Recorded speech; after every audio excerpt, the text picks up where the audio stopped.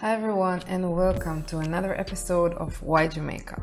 I'm Neta and today I will share with you a very unique tour that I was waiting to do for a really long time. So the Kromanti tour starts at Moortown in the beautiful parish of Portland, and trust me, just the drive will amaze you. The tour is guided by Maurice, who lives in the community, and he is the person that also established the Kromanti Experience tours to the Nanny Falls and brought life back to the town with bringing groups of tourists to this beautiful natural treasure. Maurice, bless us in the morning. Akwaba, Kromanti Experience. Akwaba meaning welcome. And the Kromanti Experience. And it's more than a tour, it's an experience. So we're doing it. So we are actually in Moortown. Known as Moortown to many people, but it's actually new Nanny Town, which there's an old Nanny Town and we have a new Nanny Town which is here. Over the years, the name have changed to Moortown. So, and everybody, when you hear about Queen Nanny, you know exactly who that is, right? The warrior queen, you know, the most famous of them all in the Western Hemisphere.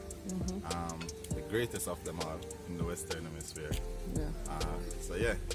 So do the trad now. Yeah. The name Kromanti was actually inspired by the topic of the tour, which is the Maroons' history and Queen Nanny. And the word Kromanti represents for the name of the Maroons' first language. So for the ones that I don't know, I'm maybe Neta, but maybe never seen one before. This is a gungo tree. Gungo field? Yeah. Try to find the... it makes nice rice and peas, and it's generally, the green blossom peas. now. These? Yeah, this is the blossom now? Yeah, these are the blossom. This is the... No, gungo.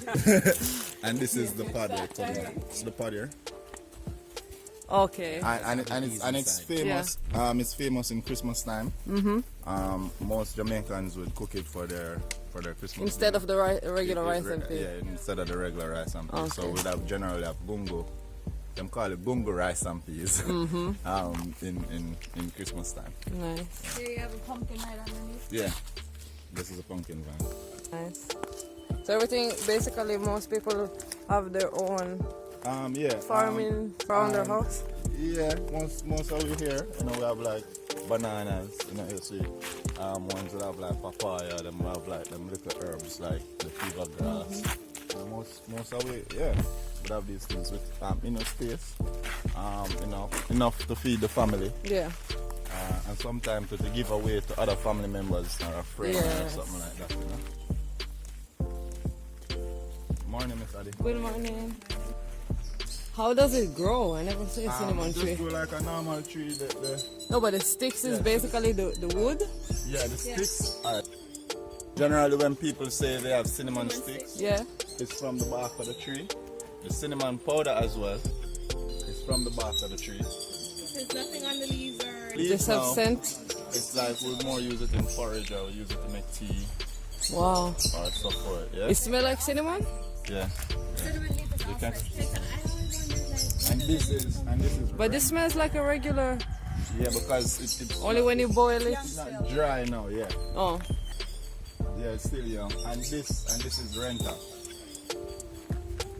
Okay. A yam. So this one is drier. So you get the smell from that one. Yeah. Oh, that's completely different. So the probably the brown ones that are dry that are so it's exactly like if you would take a piece from the cinnamon tree now from the wood itself, it wouldn't have that scent only when you dry it when up. It's dry. Yeah. Yeah. The plant here, we call it dragon's blood. You can find it in like right where it is now. So most people plant it at their fence side or at the starting of them farm or anything like that, at them house, them gateway, because for decoration? No, for protection. Really? Yeah. Okay, so it's a spiritual protection. Yeah, spiritual protection. Okay, you know? gotcha. Yeah. So we speak about Old Nanny Town. When they leave Old Nanny Town, in order to based on their experiences at Old Nanny Town, how close the children and women were to battle, they came up with a greater strategy and a greater plan in putting the women and children in a safe area to protect them from the attacks and all of that. So you're looking at that point on the hill right there. Wow. And anywhere you are in the Rio Grande Valley, that peak there you're looking at right now. The highest one? The highest one. Or yeah. the highest one, the one okay. up to the top. Yeah, anywhere you are in the Rio Grande Valley, right? You can see it. Yeah. Yeah. So what is it, like a cave or they use it? So we used to call it Woman Town. Oh. So there is where women and children used to be. Moortown is historically an heroic settlement that was established by a group of Jamaican Maroons. Those are African descent that had fought against the English colonizer. They used their skills to fight in challenging areas like high rainfalls, bushes, and overall in the jungle. And they used very sophisticated strategies to camouflage and trick the British and ambush them inside the forest. So these are called job tears. And our ancestors used to use them to mark the hiding space where them hide them baby.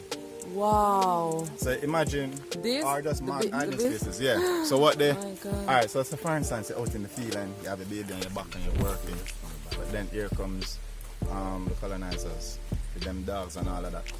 You can't run with that baby. Okay. It's to save both of you. So you have to stash the baby somewhere.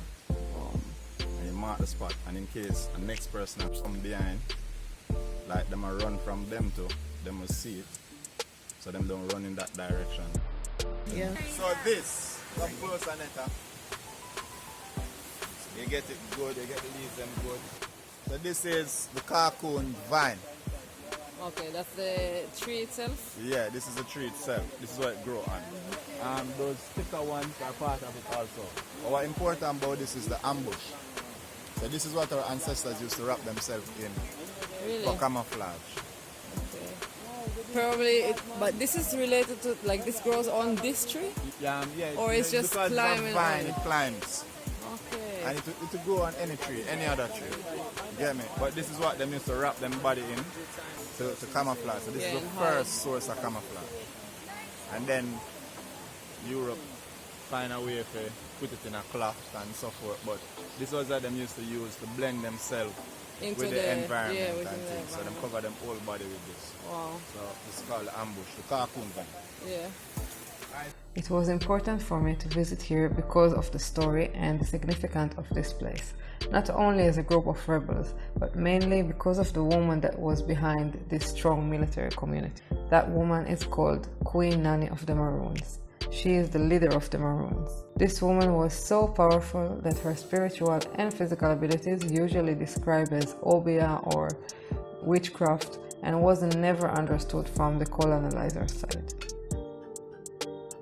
Nanny actually used to train and fight guerrilla war in the crowd bushes and steep mountains, and she was a real hero because it wasn't only the fact that she was brave enough to fight, she actually trained others as well. Are there any animals here, like snakes or anything harmful? So we have the wild boar, what we call the wild hog. Oh, big! Yeah. Oh my God! And I will also have coney. We call it grazy. What's that? It looks like a rat. It's big like a it's big like a rabbit. Yeah. No. Honestly, if you by the time you see him see you already and gone. Yeah. So for many people in Jamaica, they see the calabash, the paki, the goldie. Oh, that's paki? Yeah, them see it, but they never see it on a tree before. Fun fact about these too, when your baby have speech problem, like you have a young child and them have speech problem, you give them to eat out of or drink out of, and it make them speak fast. Really? Yeah. No, that's not superstition. No, I said it's the cheapest speech therapy I've ever heard. Yeah. The hike to the falls is actually really easy and accompanied with beautiful jungle around you that you would hear all about from Maurice. The surrounding will literally blow you away when you realize how each and every plant that you would pass has its own use, and not only for food consuming, but also for keeping good health and preventing any illness. Alright, so for that beautiful tree you're looking at over there Yeah. with the orange flowers and so forth. It's called African tulip. Tulip, Yeah, okay. the local name for it is donkey pee. Yeah? The liquid from it can drop it in your eye for the early stages of cataract. Wow. Oh my god. And it actually can prevent it? Or make it slower? It slows it down. Maurice. Flowers, but I don't see on it now. We call it marigold. So it's also good for cold as well, the baby cold. Or if, Look like yeah, but if your baby, it's the original name I think is thrush, but we Jamaicans call it trash. Yeah. And the baby tongue have these white stuff on it. Oh. You eat it, eat the leaf, and squeeze the juice and rub it on the baby's eye. So clear it up. Pharmacy is right around us, basically. When you finally reach to the river, you will have to go down two very steep stairs that go straight into the waterfall. And let me tell you, the beauty that you would see once you're coming down is something else. The unique structure of these waterfalls resulted a huge stone in the edge of the falls, set like it's been there for decades, but also like it's close to fall. And the waterfall that hid behind the narrow entrance of the two big stones is just incredible.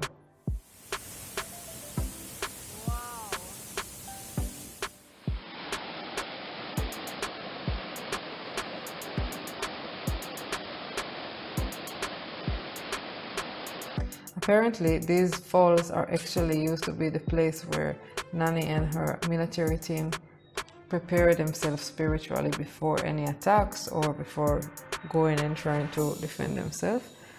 And you can definitely feel that the energy is different there.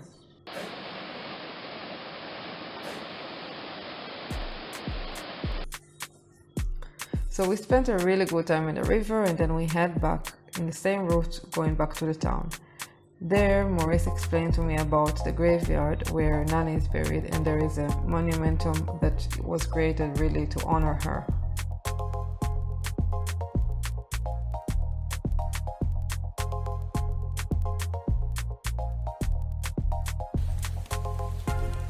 So you would call this a memorial or a graveyard, or how you would call it? This one? Yeah. This is really a monument. Okay, monument. Yeah. Yeah. This area is called Bump Grave. It's also it's meeting place. Ancestors them used to meet here and them still meet here, like community meeting. You can tell me a little bit more about the fact you said they govern themselves and. All right. So remember there's whenever you have a war between two fractions, ones are fighting from their strategic location. They control that area, so within that space and time, we were able to, because the British surrendered to our people, we were able to to maintain and keep our space. So it's separate and apart from the government and Jamaica rule, because remember, Jamaica government is still under the English, right? Yeah. And we war with the English, up to this day. Yeah. So with the we being saying warring with the English, then if the war finished, automatically we maintain our space and we keep our space. So in every nation really, because it's really in a state within a state. So every nation or every state have their own governance. So that is what. So it's the colonel. You have a colonel, and then you have his council. It's like the parliament.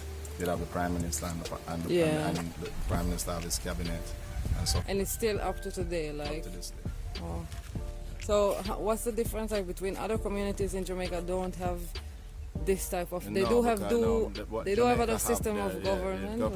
What Jamaica has, now is more like MPs or people like that who really, and then the MP would have somebody within each community, maybe a delegate or something, is from that them get the area leaders and so forth, to govern from that. But based on our structure, it's more international recognized than for say just the normal. So structure. in case, like, if they want to do anything to the town, whatever, they have to pass through those so people. any government agency would like to do any form of like anything at all within the community, they would still have to, you know, approach the colonel and the council first before, you know. So for instance, even the SDC or any one of them, you know, they'll have to go through, you know, the colonel and the council. And then the colonel will always bring it back to the people, like in meetings, or they will make a decision so by first themselves? thing, then they'll engage them. They'll have a council meeting among themselves first, like the government, and then they will have a community meeting, you know, and share the information with the community. And then from that, you know, so for instance, you suppose you want 5 chefs to go work somewhere, or, you know what I mean, or they need people for some farm work or whatever, you know what I mean, like the Ministry of Labor would approach them, you know what I mean? And really? Wow. So it's like, then now from that now, you know, it will go through them, and then they will gather community people and who are interested would have, you know, participated. That is so special. Yeah. Just the fact that you told me as well about the crime rate that there is basically zero. Zero. Yeah. I think the crime rate is contributed from, you know, is like some people might ask, can we come and live there? But it's not that anybody can just come and live there. No. You get me? So I think that helps to protect the community from outsiders and outsider behavior. But people don't, like, whoever is living in here is people that lived here since ever. Their families. And families, since. So, But random people just don't move like that already. No, random. No, it can't randomly like that. Yeah. Alright, let me show you next song.